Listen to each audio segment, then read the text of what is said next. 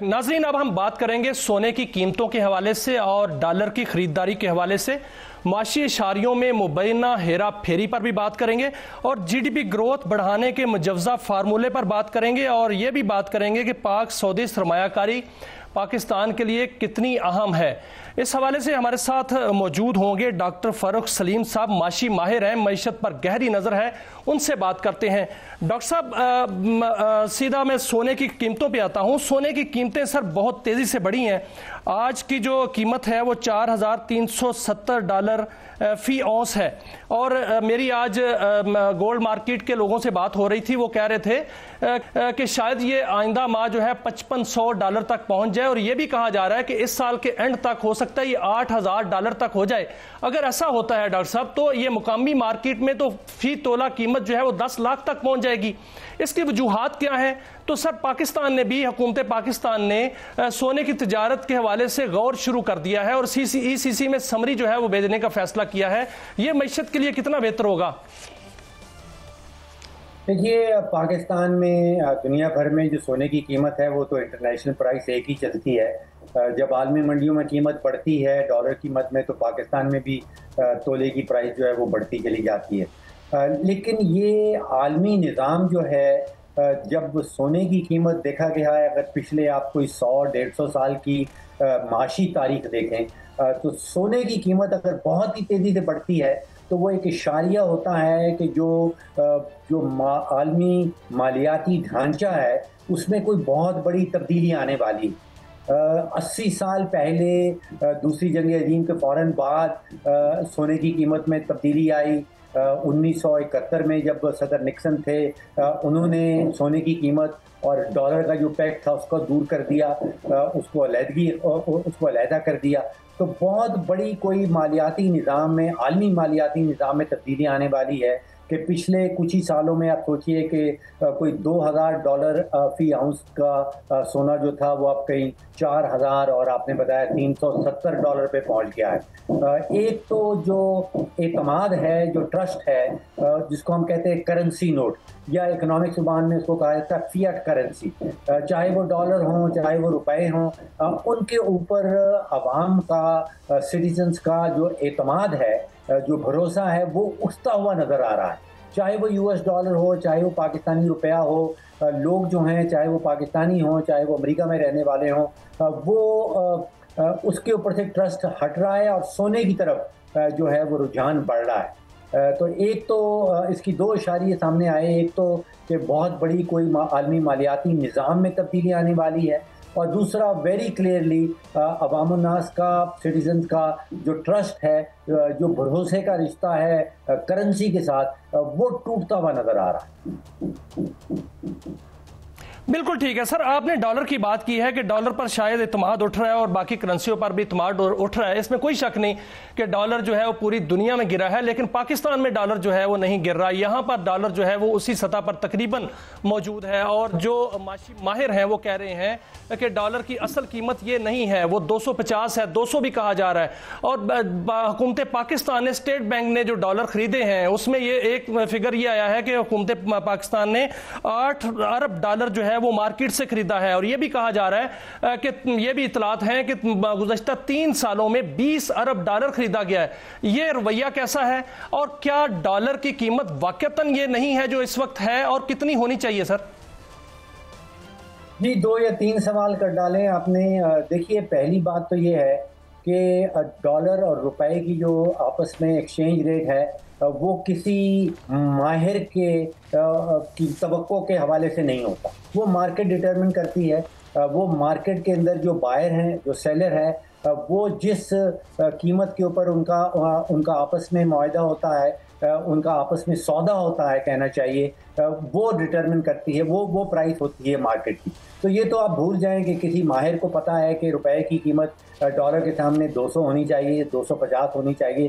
कीमत वही है जो मार्केट में बायर्स एंड सेलर्स ने आपको कर दिखाई। कीमत है 280-282 रुपए का $1।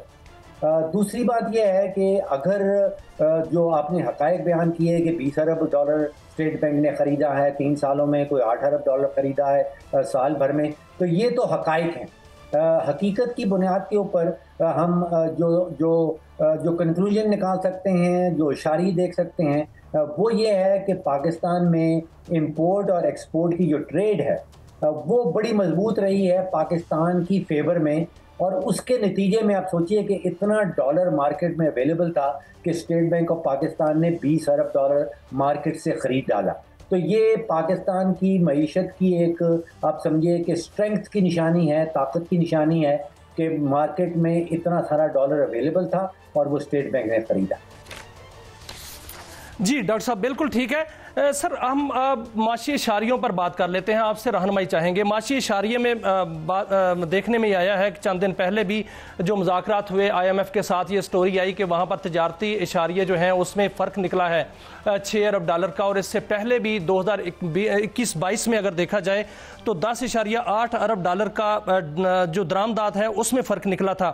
یہ کیوں نکلتا ہے سر؟ اس طرح ایسا کیوں ہوتا ہے؟ کیا یہ ہیرا پھیری جو ہے جان بوجھ کے کی جاتی ہے، ہو جاتی ہے کہ، اور اس کے معیشت پر کیا اثرات مرتب ہوتے ہیں؟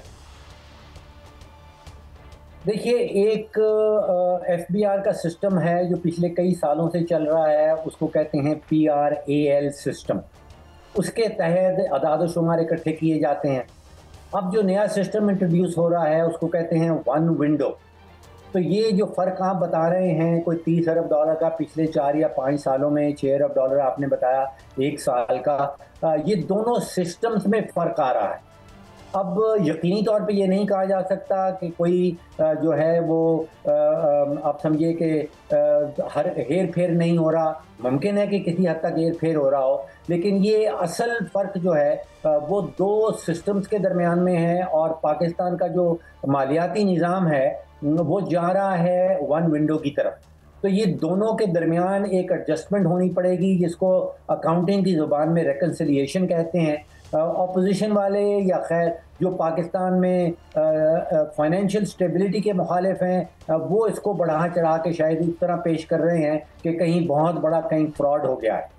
میں یہ سمجھتا ہوں کہ یہ دو سسٹمز کے درمیان ایک ریکنسیلیشن کا معاملہ ہے۔ ایک پرانا سسٹم ہے اور پاکستان پرانے سسٹم سے نکل کے نیا سسٹم جس کو ون ونڈو کہتے ہیں اس کی طرف جا رہا ہے، اور دونوں سسٹمز کے درمیان میں ریکنسیلیشن گیپ جس کو ہم کہتے ہیں، یہ وہ سامنے آیا ہے۔